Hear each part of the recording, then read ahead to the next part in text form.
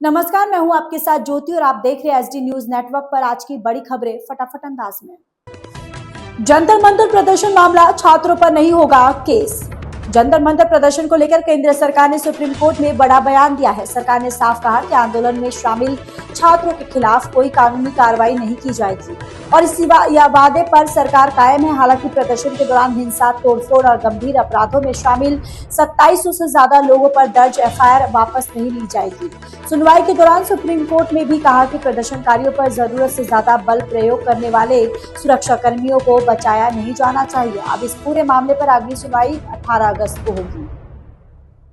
उपचुनाव में दिलचस्प मुकाबला, बिहार में प्रशांत किशोर आगे। बिहार, मध्य प्रदेश और गुजरात की 3 विधानसभा सीटों पर हुए उपचुनाव के नतीजे लगभग साफ हो गए हैं। बिहार की चर्चित बांकीपुर सीट पर जनसुराज के संस्थापक प्रशांत किशोर बीजेपी से आगे चल रहे हैं, जिससे राज्य की राजनीति में नए समीकरण बनते दिख रहे हैं। मध्य प्रदेश की दतिया सीट पर कांग्रेस बढ़त बनाए हुए है, जबकि गुजरात की मंजलपुर में बीजेपी ने बड़ी जीत दर्ज की है। नतीजों को आगामी विधानसभा चुनाव के लिए भी महत्वपूर्ण संकेत माना जा रहा है।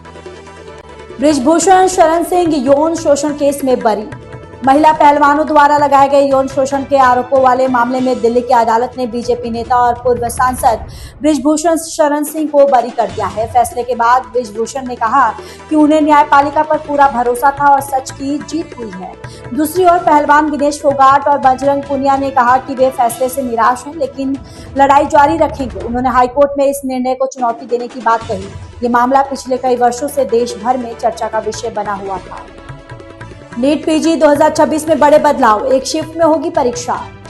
केंद्रीय स्वास्थ्य मंत्रालय ने नीट पीजी 2026 परीक्षा को लेकर कई बड़े बदलाव की घोषणा की है। इस बार परीक्षा एक ही शिफ्ट में आयोजित की जाएगी और उम्मीदवारों को उनके घर के नजदीक परीक्षा केंद्र देने की कोशिश होगी। पेपर लीक जैसी घटनाओं से सबक लेते हुए एनटीए ने सुरक्षा व्यवस्था को भी मजबूत किया है। इसके लिए 7.5 करोड़ रुपए का टेंडर जारी किया गया है। परीक्षा से जुड़े संवेदनशील स्थानों पर 24 घंटे निगरानी रखी जाएगी ताकि किसी भी तरह की गड़बड़ी की संभावना खत्म हो सके।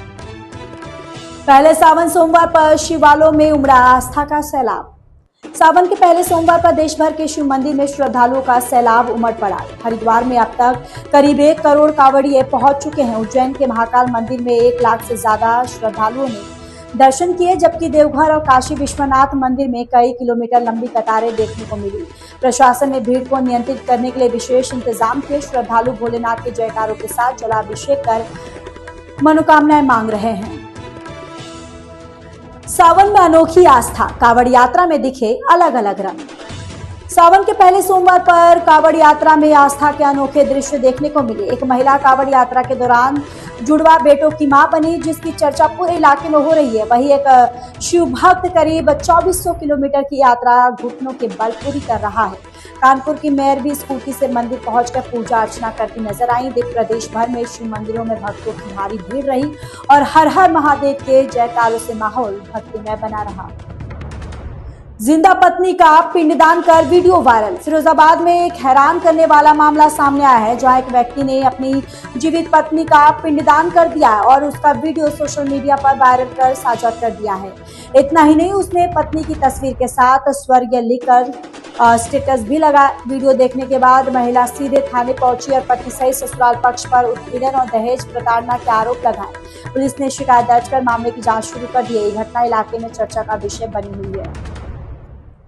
पप्पू यादव पर दिल्ली में हमला, सुरक्षा पर उठे सवाल।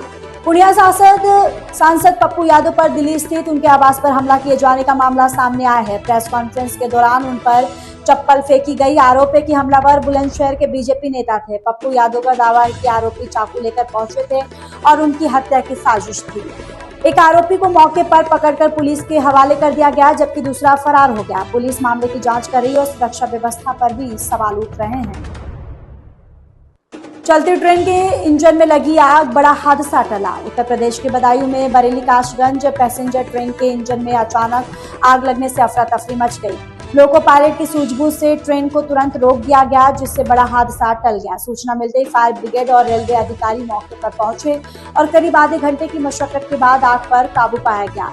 घटना के चलते रेल मार्ग पर 2 घंटे से ज्यादा समय तक यातायात प्रभावित रहा।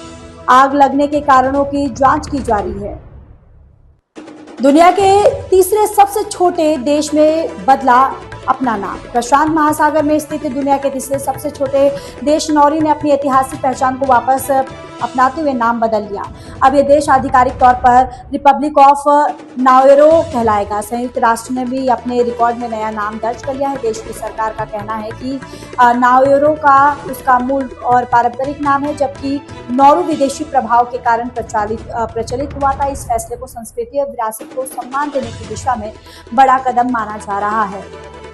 इस अंक में फिलहाल इतना ही। अगले अंक में आपसे फिर होगी मुलाकात। तब तक के लिए मुझे दीजिए इजाजत। नमस्कार।